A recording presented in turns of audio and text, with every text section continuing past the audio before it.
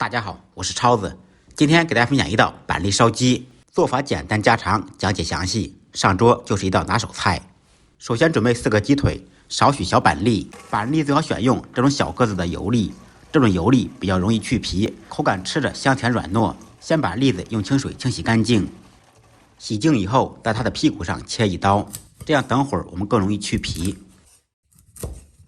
全部切好以后放入锅中，开大火烧开锅，在锅中煮3分钟左右，也可以采用蒸的方式，在水中煮几分钟就很容易把皮去掉。用这种方法剥皮简单又方便。煮好以后捞出，趁热扒掉外皮。这一步嫌麻烦的也可以交给老公或者媳妇来处理。栗子准备好，接下来我们把鸡腿剁一下，也可以用整鸡做这道菜，用鸡腿更家常一些，想吃多少就做多少。把鸡腿砍成大块，剁鸡块的时候最好是一刀斩断，不要来第2刀，否则会留骨渣。剁好的鸡块冷水下锅焯水，开大火烧开锅，开锅以后放少许黄酒或者料酒，稍微撇下浮沫，在锅中煮2-3分钟，把血沫煮出。焯水的鸡块再用温水清洗一遍，彻底洗净，然后控干水分备用。接下来准备小料，准备少许姜片、葱段、几粒大蒜，用刀拍匀，拍匀即可，不用剁碎。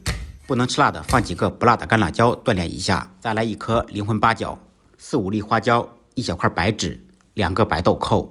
放这些香料烧的鸡块非常香，一点腥味也没有。再准备1小勺豆瓣酱、1小勺黄豆酱，增加酱香味。起锅，锅烧热，放入少许油，放入7-8粒冰糖。我们先炒一个糖色，这样烧的鸡块颜色更加漂亮。把冰糖熬至融化，变成枣红色，放入焯水的鸡块。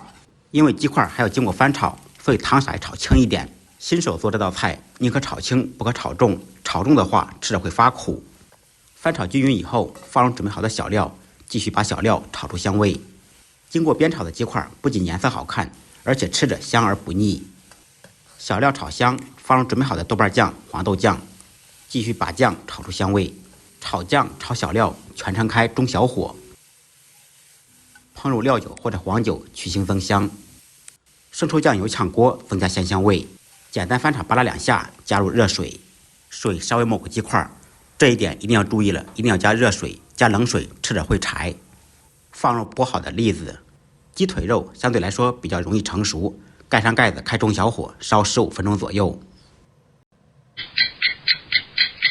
15分钟以后，掀开盖子，满屋飘香。这个时候我们可以把小料捡出来，因为酱料和生抽都是咸的，所以盐根据个人口味放，稍微放一点就可以了。放入1点胡椒粉，开大火把汤汁烧至粘稠。这个过程大概需要2分钟左右。汤汁收紧，烧至粘稠以后，就可以起锅装盘了。